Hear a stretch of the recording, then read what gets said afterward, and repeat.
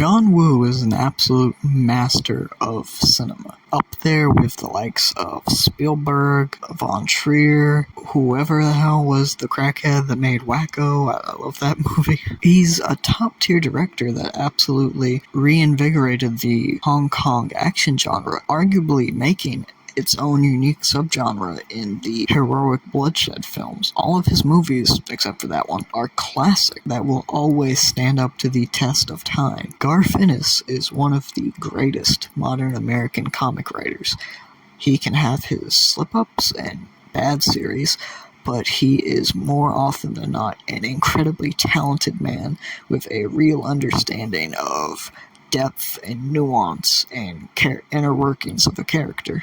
Yoshitaka Amano is one of the greatest artists living, from his beautiful, vibrant work used in video games and anime and manga, to the work he did on the Angel's Egg OVA, just an absolute masterclass art. Javon Kang is one of the premier Indian artists, with a distinct and recognizable penciling style. He is a very talented man. But you're probably asking yourself, what the fuck do any of these people have to do with one another? In 2007, the phone company Virgin Media made a comic book company that primarily published comics based around Indian myth and legend. They were running a small series called the Director's Cut series, which would be comics based around movie ideas and stories written by famous directors. There's only 2 of these series, one by Guy Ritchie and the other by John Woo, Garth Ennis, Javon Kang, and with covers by Yoshitaka Amano, known as Seven Brothers. It fucking sucks. Just when you thought Payback and Manhunt were the worst things John Woo has his name attached to, just when you thought the boys were garbage. I don't think these two have done anything wrong, so they get in the clear. But anyway, this comic is probably one of the worst things to have all of these major names attached to it. I have never seen such a collection of varied and distinct talents brought together to create something so unbelievably boring. The comic follows the 7 brothers, people with magical gifts in the modern day, who are summoned by a mysterious Chinese woman to prevent an ancient Chinese sorcerer from taking advantage of the ley lines and conquering the world. It is as generic as a comic as you can get. Development is not present in this first 5-issue story. The closest a character comes to developing is Ronald Wipes, who starts out as a whimpering, whinging failure of a pimp coward, showcased by his hoes literally beating him up, to having a bit more confidence in himself after he gets shot into oblivion with all his friends, and becoming a dragon. Yeah, that's a real panel. That's a real fucking panel. But Ron Wipes, gently nicknamed Ass Wipes, doesn't really have much of a character. He says funny lines every once in a while, and that's the closest we'll ever get in this series to any kind of character development. Credit where it is due. The art is very, very good. Yoshitaka Amano's covers are excellent stuff. Javon Kang's artwork is moody, atmospheric, and towards the end evokes heavily detailed action sequences you'd see in a Roland Emmerich movie, which is a bad thing considering this is supposed to be a John Woo movie idea. That's the other thing though, John Woo's name is attached to this movie. I have no idea what the hell John Woo contributed to this comic. None whatsoever. I tried as hard as I could to find resources on this comic. The most I could pull together was there was a web series, and this was a film pitch of his at some point. Oh, by the way, you want to see a clip from the web series of the iconic dragon scene? That's right. I'ma fuck your little monkey ass up. I'm a motherfucking dragon, bitch.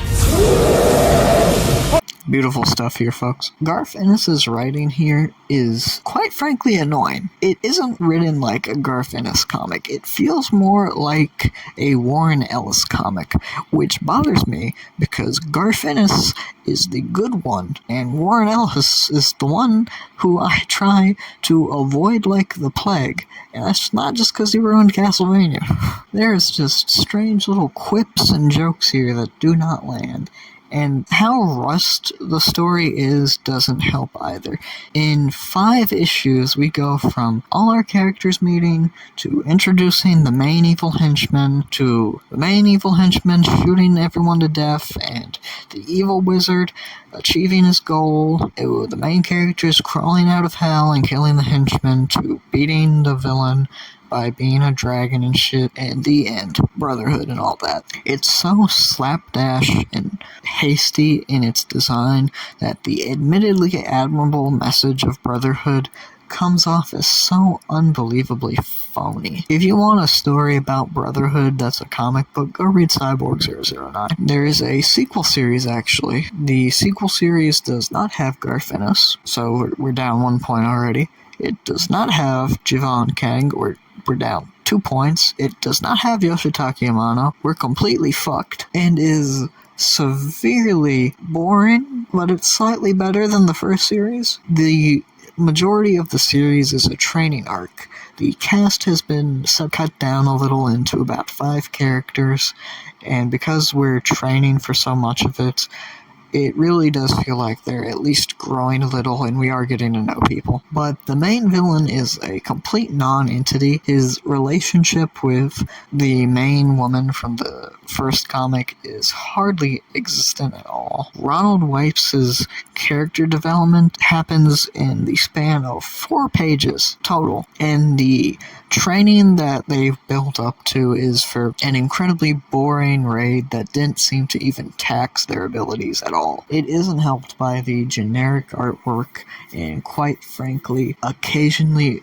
offensively atrocious writing. There is a character in this who has a booming voice, sort of like Banshee or something, and in the opening of the comic, he's reprimanding one of his neighbors for trying to recruit suicide bombers against the Israelis, and after the training arc, he comes to the idea that suicide bombers are okay, I'll work with you anyway, even if I disagree with this, because I gotta get rid of these.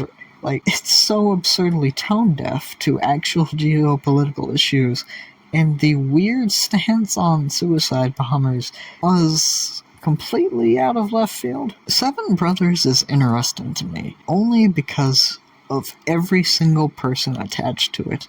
I have never in my life seen a collection of talents as unique and diverse converge to make something so unbelievably boring and bad. If there's one thing to be learned from Seven Brothers, it's maybe there can be such a thing as too many cooks in one kitchen. That's all I got for today. Peace, y'all.